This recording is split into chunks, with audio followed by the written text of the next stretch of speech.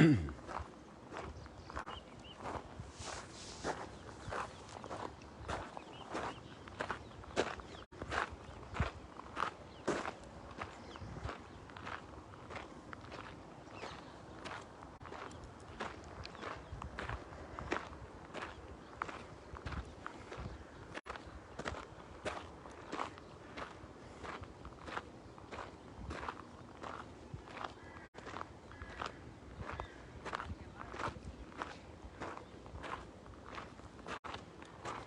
morning. ¿Dónde es usted? De Chihuahua. Chihuahua, México. Welcome. Sí. Ay, no, sí, lo vimos, qué cosa tan más bellísima. Bello, bello, bello. ¿Y la ventana? La ventana, el arca. Ay, mira, ¿cómo? Andrea, Lili, ¿cómo se refleja en la ventana el sol? Some people are amazed at the beauty of the sunrise and the reflection there on the window of Ducanaltum. The pilgrimages are picking up again. August was a little bit light. I mean, we still have pilgrims all the time, but now the groups are coming back more and more. Today we have a new switch in the readings for the gospel reading. So, how many weekdays are in a year? Well, 365 days, 52 weeks, so 52 Sundays chopped off there.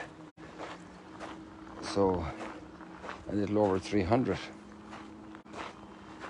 And so those 300 weekdays are used to read the gospel passages. And since we read the passages of the Passion in Holy Week and so forth, then those are not read in the ordinary time. So we just got finished reading Matthew right up to the Passion, and we had started the year with Mark, and now we read Luke.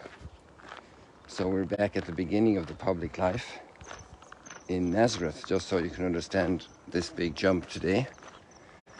And it's the 22nd week of ordinary time, so it's 2/3 of the way through.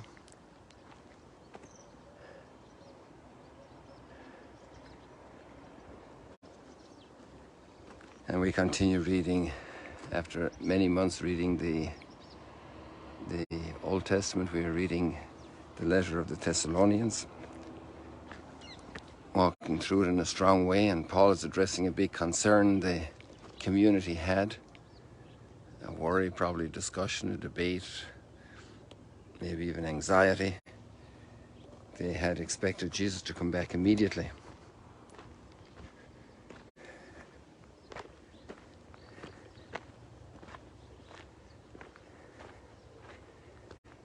And some people were dying, so what happens then? Are they at a disadvantage if they won't be there when Jesus comes back?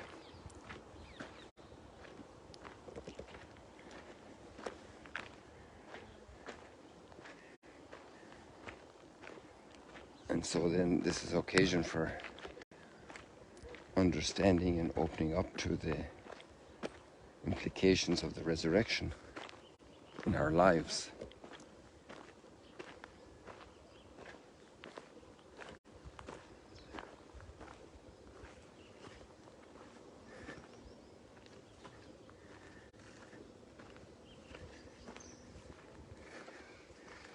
And each time God's people are faced with new challenges of understanding, there's always a gift.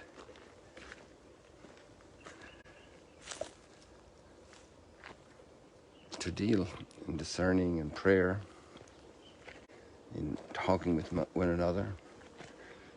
Right now in the Catholic Church there's a big process going on of synodality, of understanding and living how the Church works together, that everyone has a role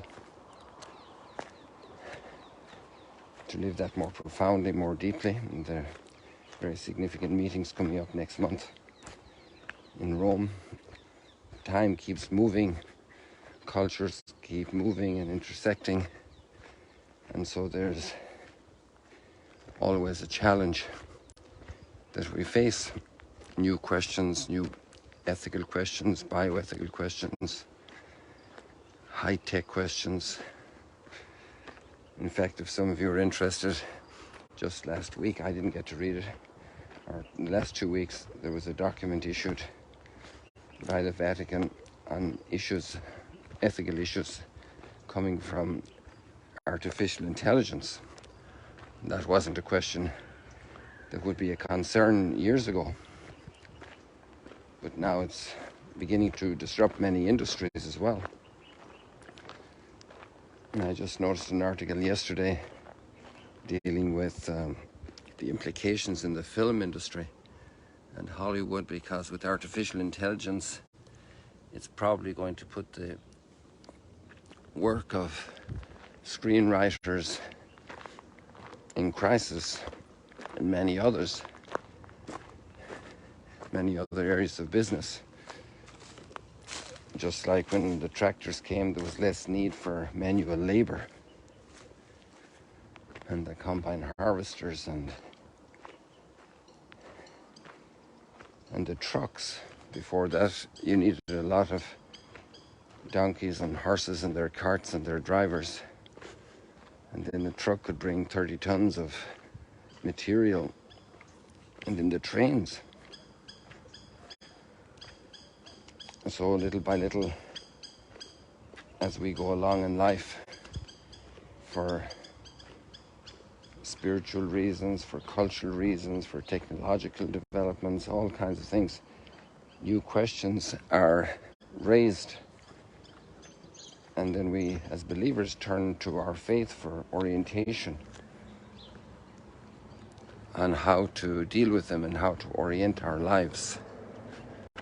And so the church is growing just like Jesus did, in wisdom, age, and grace.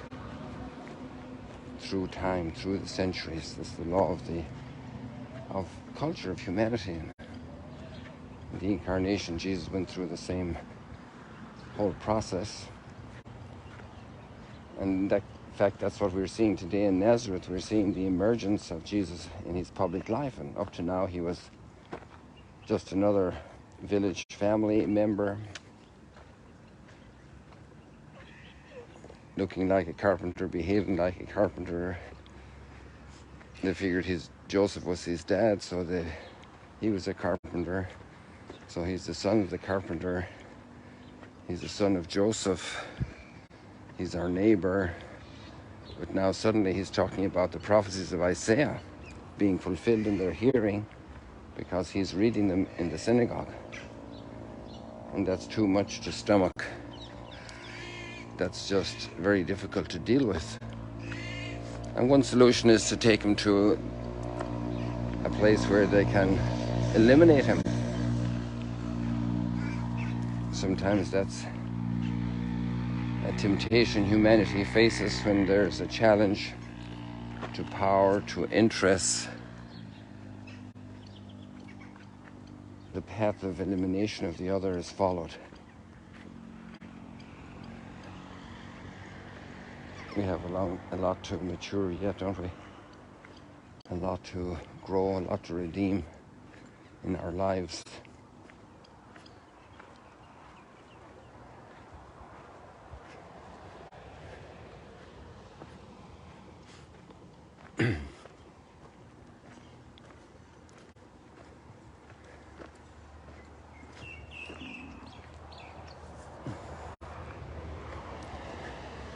Yesterday, I saw a little video of an area in our neighbourhood at home in Ireland, which was posted by the bishop of our home diocese, Bishop Fenton, and I saw the lush green fields, and I just made a comment that everything here is brown, all of the grasses are brown since May.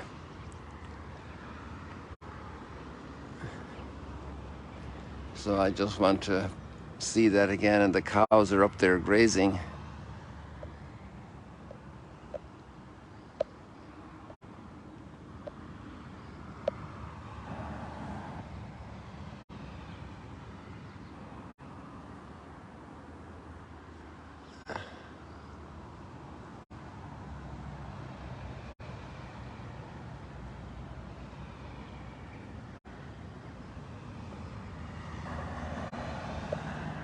Some people might wonder what they're grazing, but the hard time here is the hot summer, late summer time for foodstuff. But it's a similar process to what we would do on the farm: cut the grass and either make hay or silage.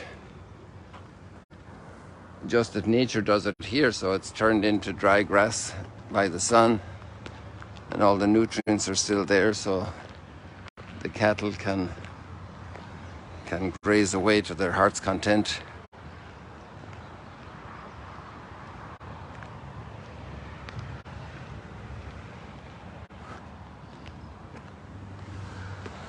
So how do I deal with changes in my life? How do I deal with new issues coming up? Do I turn to the faith? Do I read a passage of scripture?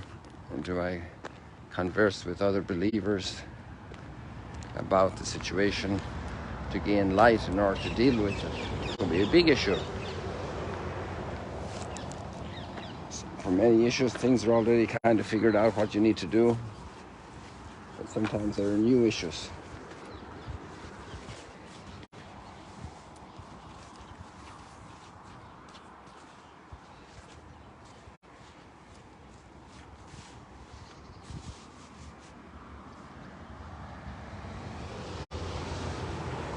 So that's a nice little action item.